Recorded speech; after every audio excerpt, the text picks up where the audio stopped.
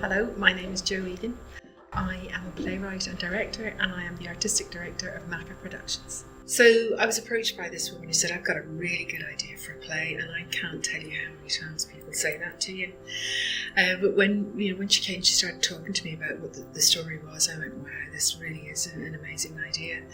And it was an experience that she'd had as a young woman. Her friend had gone into a paedophile, and he had given this child sweets, and she used to regularly go and visit him. And the woman that told me the story was the best friend who waited outside for her to receive the sweets. And the reason I really liked the story so much was that there were so many plays at the time that were being written about the recent history of Northern Ireland. They were about paramilitarism, they were about murder, killing.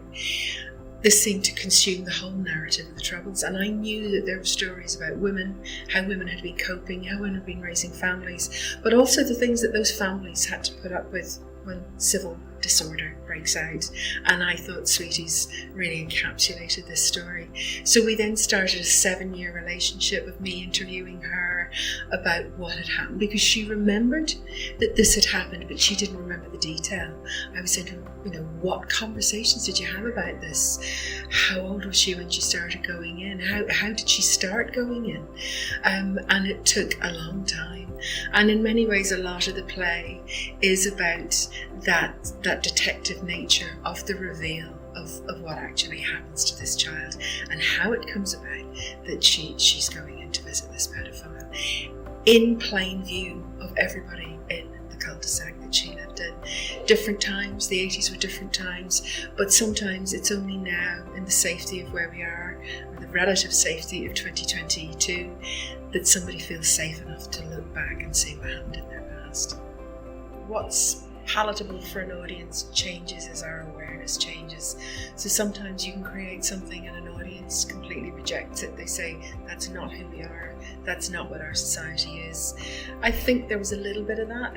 This play had an earlier incarnation in 2014, but if we're to protect children and we're to facilitate women in particular as they move through into being young women, and then women who want to claim their own way of being in the world, then we do have to start looking at this.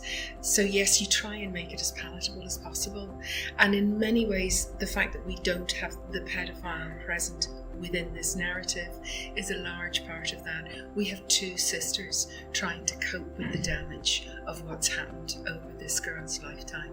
So we're looking at stuff in hindsight, and in many ways, while that's difficult as a playwright to create something like that, because it's always much more exciting to create something that's happening in the immediate present, it is a way, in many ways, of making the audience, or creating something that the audience can make a journey with. Having said that, it's still quite a challenging piece of theatre.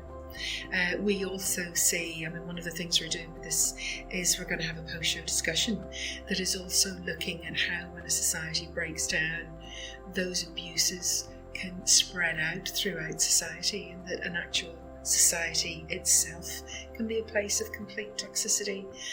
Paramilitarism brings its own brand of toxicity with it, but in many ways it's very similar to the abuse that takes place within a domestic relationship.